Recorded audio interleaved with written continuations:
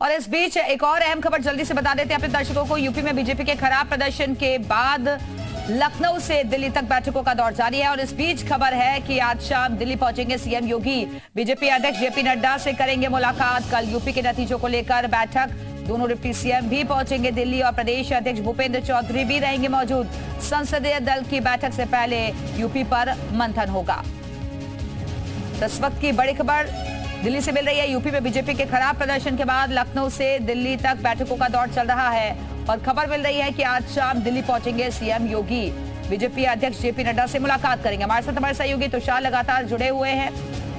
तुषार के पास चलते हैं। तुषार, खबर मिल रही है कि आज शाम को ही दिल्ली पहुंचेंगे मुख्यमंत्री और अलग अलग नेताओं से उनकी मुलाकात होगी।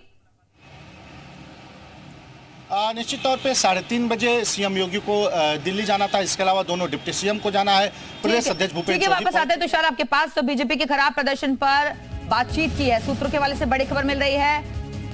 कई मंत्रियों ने सीएम योगी से मुलाकात की है। बीजेपी के खराब प्रदर्शन पर की है बातचीत और जितिन प्रसाद, संजय निषाद रहे हैं मौजूद। जयवीर सिंह से अकेले मिले हैं सीएम। सूत्रों के हवाले से खबर मिल रही है और हमारे साथ हमारे सहयोगी तुषार भी लगातार बने हुए। तुषार, मुख्यमंत्री की कई मंत्रियों से मुलाकात हुई है।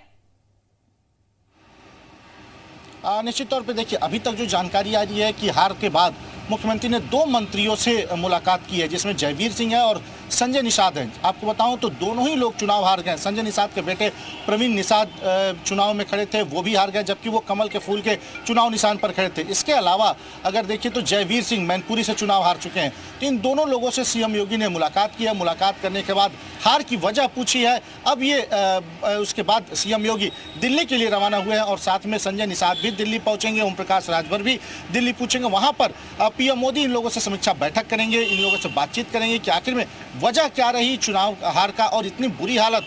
क्योंकि आपको बताऊं तो पूरे देश भर में अगर बात करें तो सबसे बुरी हालत रही है भारतीय जनता पार्टी की। यूपी में सबसे अधिक अगर सीट कहीं लूज की है तो भारतीय जनता पार्टी ने वो यूपी में की है। बाकी जो प्रदेश थे वहां पे परफॉर्मेंस भारतीय जनता पार्टी की ठीक ठाक रही है। ऐसे में सबसे अधिक अगर नुकसान किसी का हुआ है तो यूपी से भारतीय जनता पार्टी का हुआ है और यही वजह है कि सभी बड़े बड़े यूपी के दिग्गज नेताओं को दिल्ली तलब कर लिया गया। वहाँ उनसे बातचीत की जा रही है, उनसे पूछा जाएगा कि हार की क्या वजह रही। क्योंकि तमाम योजनाएं थी, प्रधानमंत्री आवास योजना, हर घर नल योजना, शौचालय योजना, अग्निवीर योजना, ऐसी कई योजनाएं थी जो पीएम मोदी ने लागू की थी, लेकिन वो शायद लोगों के घर घर तक नहीं पहुंच पाई या उसका प्रचार प्रसार नहीं हो पाया।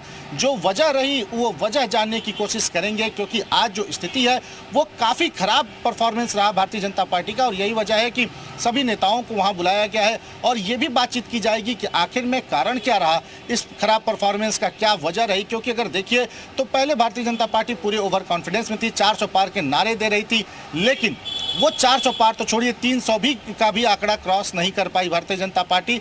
तो यही वजह है कि पीएम मोदी अब यूपी की खुद समीक्षा करेंगे, उनसे लोग यहाँ के नेताओं से बातचीत करेंगे और उसके बाद तमाम बड़े बदलाव देखने को मिल सकते हैं, तमाम बड़े फेरबदल देखने को मिल सकते हैं। सरकार के मंत्रिमंडल में भी फेरबदल हो सकता है। समाजवादी पार्टी है, समाजवादी पार्टी, उसको ये तंज मिल गया है कहने के लिए कि अगर इस वक्त विधानसभा चुनाव होते हैं तो फिर समाजवादी पार्टी सरकार बना लेगी। ऐसी तमाम बातें निकलकर सामने आ रही है। अलग अलग मुद्दों के जरिए सरकार को घेरने की कोशिश हो रही है। बहुत बहुत शुक्रिया आपका तुषार, हमारे से जुड़ने के लिए, जानकारी देने के लिए।